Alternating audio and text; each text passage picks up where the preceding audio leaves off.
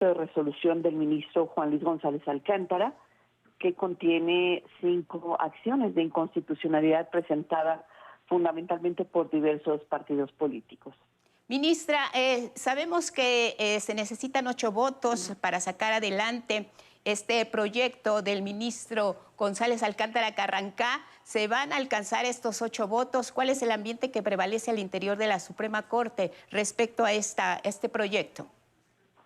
Pues mire, en caso de que se alcancen 8 votos, por alguno de los aspectos que contiene el proyecto donde se plantea la invalidez, que es fundamentalmente la invalidez de la elección de jueces y magistrados, pues estaríamos frente a una resolución que enfrenta aún más con los otros 2 poderes, al Poder Judicial con los otros 2 poderes, toda vez que esta resolución, pues no sabemos si se va a cumplir, si se va a incumplir, y entonces pues yo esperaría que hubiese prudencia, mesura por parte de los ministros. Los precedentes que tenemos en la Corte es que una norma constitucional no se puede analizar por la Suprema Corte de Justicia de la Nación. Es decir, imagínense nada más declarar inconstitucional un precepto de la Constitución porque no está apegado a la Constitución. Eso no se ha hecho. Entonces, de acuerdo a los precedentes de la mayoría de los 8 ministros que han determinado que no procede la acción de inconstitucionalidad frente a reformas que se hayan efectuado por el Poder Revisor de la Constitución, que está integrado por las 2 cámaras de diputados y senadores en mayoría calificada, más los congresos locales en su mayoría. Entonces, ante este escenario, se ha dicho históricamente que no se puede, la última vez en 2016 y posteriormente a ello también, que es improcedente la acción de inconstitucionalidad para reformas al poder, con relación a la Constitución. Entonces, si de acuerdo a precedentes van a votar y como se ha hecho así, pues estaríamos frente a un proyecto que es improcedente. Claro. Es improcedente la acción.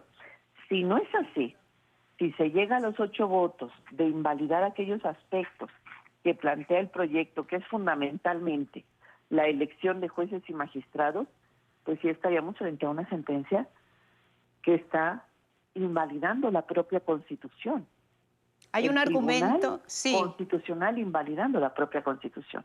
Hay un argumento dentro del proyecto del ministro que señala que con esto se pondría fin a una crisis constitucional que se está viviendo al interior del Poder Judicial en relación con las acciones del Poder Legislativo. Ministra, ¿cómo ve el panorama? Porque este término de crisis constitucional lo hemos escuchado en función de toda la discusión y el análisis de la reforma en las últimas semanas. Pues más allá estaríamos frente a una resolución que nuevamente enfrenta al Poder Judicial con los otros poderes. Más allá de una crisis constitucional, yo hablaría de una resolución inconstitucional que está enfrentando a este Poder Judicial con los otros 2. Y quizá frente a una resolución que no tenga ejecución. Porque ¿cuál sería el incumplimiento en caso de que no se ejecute y no se invalide esta elección?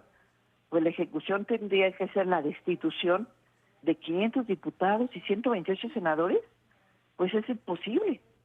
Es imposible, y de la titular del Poder Ejecutivo, la doctora Claudia Sheinbaum, eso es imposible. Entonces estamos ante una resolución inejecutable. Eso es también lo delicado del tema. Por eso creo yo que la prudencia en la pretensión de someter a los otros 2 poderes del Estado a una resolución emitida por la Corte, determinando que es inconstitucional una norma que hizo el poder reformador de la Constitución, eso es lo que me parece grave. Pretender someter a estos 2 poderes al Poder Judicial, a la resolución que emite el Poder Judicial. Entonces, es ahí donde tenemos uno de los temas que se va a discutir, Sí. primeramente es sobre la procedencia, Guadalupe, si Sí. procede este tipo de acciones, y en caso de que se obtengan los votos suficientes, se analizará los cerca de 15 temas que trae el proyecto. Así Uno es. de ellos es la invalidez, creo yo el más importante, la invalidez de la elección de jueces y magistrados, porque el proyecto valida la de ministros y la del Tribunal de Disciplina Constitucional. Entonces tendremos esa discusión el día de mañana, Sí. en donde se va a revisar. Ahora, algo que me parece delicado es si la Corte tuviera esta fuerza, o el día martes tiene la fuerza de invalidar la propia Constitución, pues lo podrá hacer en cualquier momento, con la integración que tenemos el día de hoy o con la integración que venga a partir del 1 de septiembre de 2025. Exacto. Si hoy se le da esa posibilidad de invalidar, podría invalidarse el día de mañana. Y se podría invalidar, por ejemplo, el principio de la no reelección. O se podría invalidar cualquier otro derecho importante, fundamental, si la Corte tiene esta fuerza. Entonces, es por eso que hay que ser muy prudentes, muy tranquilos, muy mesurados para poder resolver si nosotros tenemos la fuerza de invalidar la Constitución. Porque si hoy es el tema de la elección, es un tema de nombramiento, la forma de nombramiento de jueces y magistrados. Pero el día de mañana puede ser invalidar un principio, como yo comentaba hace un momento, de la no reelección. Ya pasó en Nicaragua, Ahí está. donde el Tribunal Constitucional se le dio esa fuerza y se invalidó el principio de no reelección. ¿Esto va a ser posible, ministra, debido a la no retroactividad de lo que tiene que ver con la aplicación de la norma legislativa y también de las leyes en general? Bueno, el principio, la Constitución la Constitución es la única norma que puede violentar el principio de la retroactividad. Es decir, la Constitución puede no ser retroactiva. Siempre en los transitorios determina cuando la norma entra en vigor a partir del día siguiente o cuando la norma puede ser retroactiva. La Constitución es la única que puede tener esa retroactividad. Sí. Entonces, aquí es muy clara la Constitución en señalar que bueno, pues no hay manera de que nosotros en todos los artículos de la Constitución encontremos las facultades de la Corte para invalidar la propia Constitución. Probablemente en otros países el Tribunal Constitucional o la Suprema Corte de Justicia de la Nación tengan la facultad y la posibilidad de invalidar la propia Constitución, pero en nuestro país, nuestra Constitución no nos da a las ministras y ministros esa posibilidad. Por último, de ministra, invalidar. sí. Por Sí. último, ¿cómo viene la sesión el día de mañana? ¿Ya conoceremos el resultado de la votación definitiva del proyecto Alcántara-Carrancá?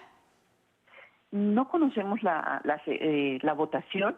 El día de mañana se prevé una sesión larga, una sesión intensa. Vamos a iniciar a las 10 de la mañana, más temprano que de costumbre, para poder tratar de avanzar en la discusión de este asunto. Sí. No sabemos todavía. Creo yo, considero que no va a haber los 8 votos para poder invalidar alguna parte de la Constitución, toda vez que no hay procedencia para poder hacer este tipo de resoluciones. Siempre hemos revisado las leyes frente a la Constitución, los actos de gobierno federales, locales, municipales, frente a la Constitución, pero nunca la Constitución hacia sí misma. Eso no lo hemos hecho nunca. Es por eso que se prevé la discusión extensa y aún es la votación, Guadalupe, de pronóstico reservado. Muy bien, ministra, pues le queremos agradecer mucho la información acerca de lo que podría ocurrir el día de mañana. Estamos muy atentos y pendientes de la discusión en la Suprema Corte de Justicia. Ministra Yasmín Esquivel, gracias, saludos y buenos días. Gracias, Guadalupe. Muy buenos días. Buenos días, Gracias. hasta pronto. Elvira Angélica Rivera.